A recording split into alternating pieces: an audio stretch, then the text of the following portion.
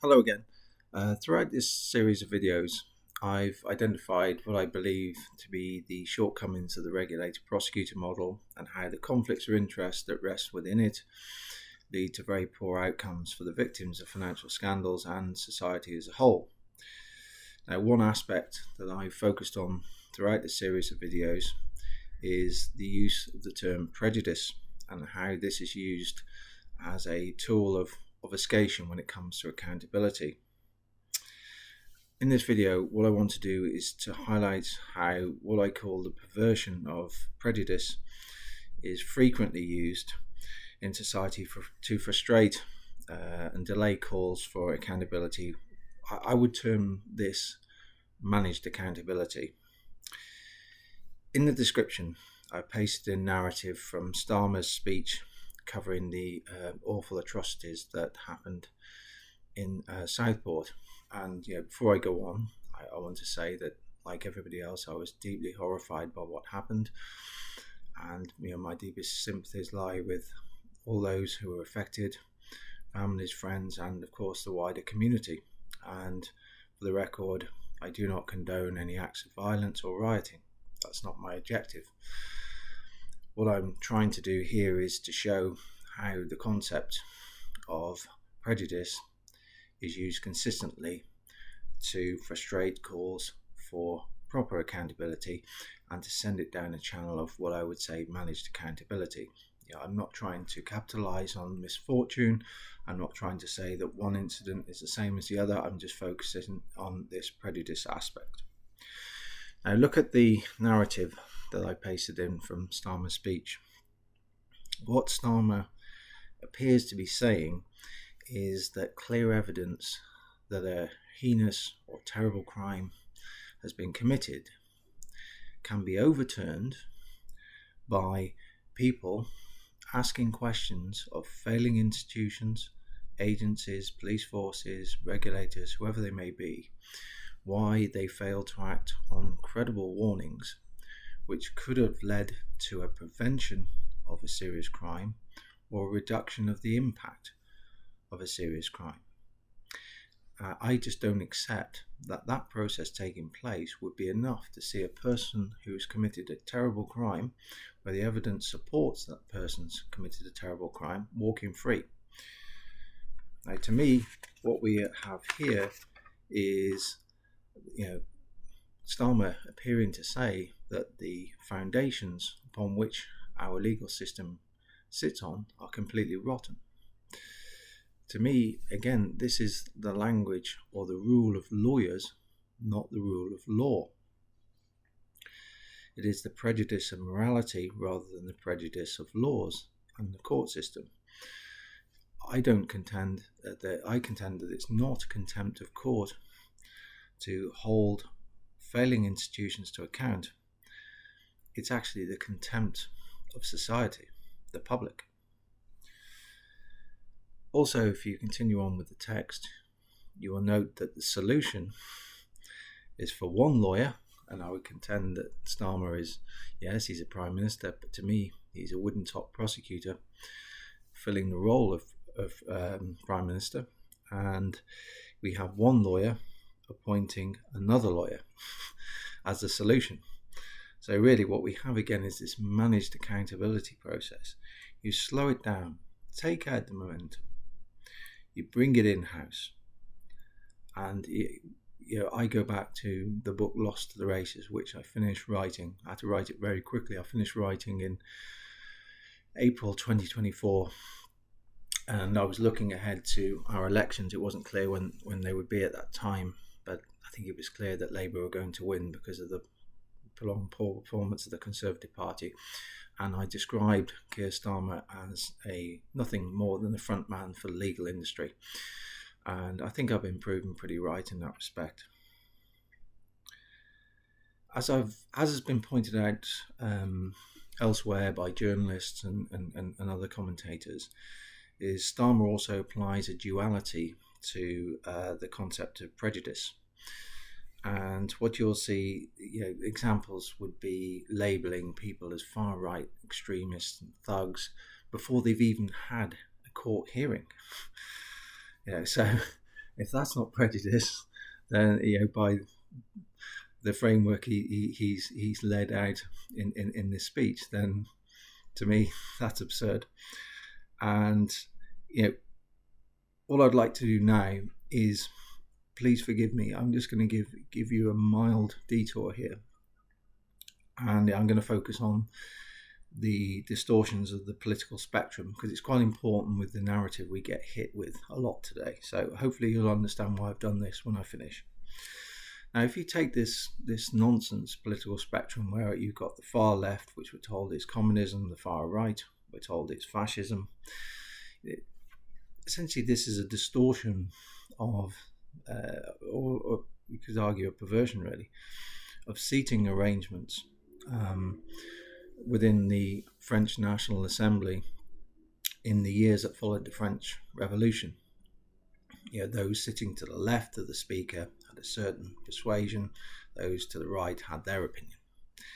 And it's kind of got misused by academics and commentators. And I grew up in the 1980s and 1990s. And if I go back to the 1980s, the bogeyman then was the far left. And, and there's reasons for that, because the Cold War was running. And there was also Thatcher was also taking on the miners and the unions, and also in the early 1980s Britain fought a war with Argentina over the Falkland Islands, and during that war Britain received some support from Augusto Pinochet, who was quite a brutal military dictator of Chile, who would, in today's framework, would be regarded as far right. So it meant it was far more opportune to have the bogeyman as the far left. Now we have a different reality, where you get people who are trying to hold politicians to account more than ever for corruption, institutional corruption and failure, things like attacks on free speech and so on and so forth. So the people now who are asking the inconvenient questions, as it were, it's easy to label them as far right because it's very emotive because of the terrible things that Adolf Hitler did. So it kind of automatically tarnishes people who, in all probability, have no such motivations. Now, the other thing about it you need to notice is it's far too simplistic. So again, I'm going to use some names here, and I don't endorse any of these names. So I don't want to get pigeonholed like that. But if you take fascism, for instance, Mussolini and later Hitler, his version of it, it's hard to say when fascism really was born. You could argue parts of antiquity had elements of it, but if we take Mussolini, he was influenced by somebody called Giovanni Gentili, who himself, if you wanted to look at what influenced him, you'd have to really go back and look at the German philosophers such as Kant, Schopenhauer, and most importantly Hegel. And if you looked at what they actually were trying to promote, there were elements of socialism and there were elements of nationalism within it, and the same with Hitler. And arguably, in the British context, Oswald Mosley as well. Again, I'm not supporting him, but he was a strong proponent of certain socialist elements within a nationalist framework. So do you call these people far right? Do you say they're also far left? Or do we say that they kind of balance out as a centre? It's nonsense. Let's take a modern example. The Chinese Communist Party and Xi Jinping. Now, what the Chinese Communist Party do throughout the history, what they've done is they've borrowed a bit from Plato in the context of his vision of a philosopher king, because the dominant rulers throughout the term the CCP have ruled China. You've got Mao, you've got Deng, and now Xi, and they talk about Mao thought, they talk about Deng Xiaoping thought, and Xi thought now. So what essentially that means is philosophy. So hence the term philosopher king that I've used with pinning it to Plato, which in many ways is a flawed concept. But if we take Xi Jinping, he talked about Marxism and he talked about nationalism, the rejuvenation of the Chinese state, throwing off the shame of the century of shame, realizing their potential and so on. But he also talks about Marxism. Now, if anyone who's looked at Marxism, you only have to pick up the Communist Manifesto, and in the opening text it talks about working men around the world uniting. I'm not being misogynist using the term only men. It was written in the 19th century. I'm just repeating it. The point is, Marx was not remotely interested in nationalism. He was interested in class. So again, do you say that Xi Jinping, because he talks about nationalism, is far right, or do you say he's far left because of Marxism? It's nonsense. When you see people talk about the political spectrum, they're doing it to try to control the narrative. So please do forgive me for that diversion. I hope it now becomes understandable why I've done it. So let's now go back to the wealth tech scandal. Now, my point here is the FCA have used prejudice in a very, very similar way to what Starmer's trying to do. And you'll see that throughout these series of videos. Now, please see the text from a conversation I pasted in with an investigator in the description. And I'll try to use that to talk you through why I believe the two are similar. In the first bit, he makes some clumsy attempt to discredit my concerns over integrity.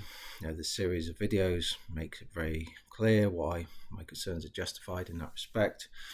I don't want to burn too much time up, but I'll just give you some examples. Credible warnings were given to the FCA far back as July 2021. You can see videos 2 and 3 for that and descriptions. They're issuing misleading narrative to the public on the expediency of their actions. I've covered that throughout this series of videos, trying to claim in an instance of a very, very serious investigation into wealth tech that investigators wouldn't go to the intelligence unit, which is whistleblowing, and ask for all the intelligence they have on the business to get some valuable context. It just beggars belief. It's just not credible. And they have tried to hide behind confidentiality on that, but you'll see on the previous 2 videos I've covered that, and I've pasted in some text where I waived my right for anonymity and confidentiality. I said, please do use my name because I fear that the integrity of the industry is at stake, and I do believe I was correct in that, and I would suggest that the FCA should look at things through the same lens. Finally, you'll note in the last paragraph I pasted in, he's used the term prejudice, which is it's the same tactic that I made the argument that they're doing the same as what Starmer's trying to do. It's nothing other than a very, very cynical trick, the language of lawyers, not the rule of law. Now, he makes this point about confidentiality. I'll cover that off whilst I'm here. The only information I ever received that was marked confidential was the interview bundle. Haven't disclosed, I haven't pasted any content from that, ironically. Part of the bundle was public information that anybody could find. You can find it now. And that information really underscores the failings that the FCA made in the authorization process. The other parts, in terms of the data, all I did is I suggested that the narrow focus range that they were using suggested that they didn't have a firm understanding of what they were dealing with, and I had to re-engineer their thoughts and help them catch up. And I believe I'm also correct in making that point. And the other is they sent some very strange email after I took part in a Transparency Task Force book club meeting, sort of saying I was wrong, and the standard cut and paste, don't recognise this characterisation of the FCA, and also that I hadn't cooperated. I merely made the point that is a absurd position. I can clearly show that's not the case, and if they chose to go down that route, it would be highly embarrassing for them to do it. Again, that email I had permission to share. It came with permission to share. So hopefully what this has done is kind of address this issue of prejudice, how it's used throughout society, not just the wealth tech scandal, to obfuscate and to slow down the calls for accountability, to bring that accountability in-house and manage the process. I'm often asked, do I think the FCA will be reformed? That's one question I'm asked quite a lot. I don't believe they will in the near term. There's reasons for that. One, the government have this growth agenda. They're going for growth.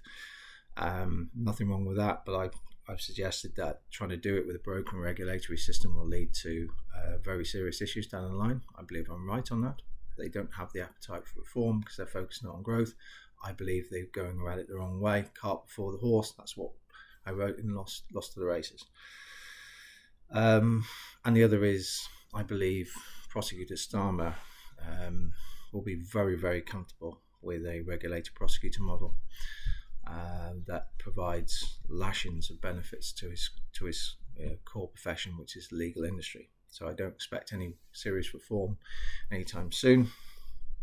The other is, do I think that there'll be some sort of investigation into the failing of wealth tech after the legal process has run its course, because that's what they want to do. They want to try to elongate it out as long as they can, using this prejudice argument to take the momentum away from it. I believe it's possible, but if there is, I think what will happen is you'll see the same process. Legal industry professional put in charge of it, bring it in-house, slow it down, and just manage it. And if that's the case, I'll have nothing to do with it.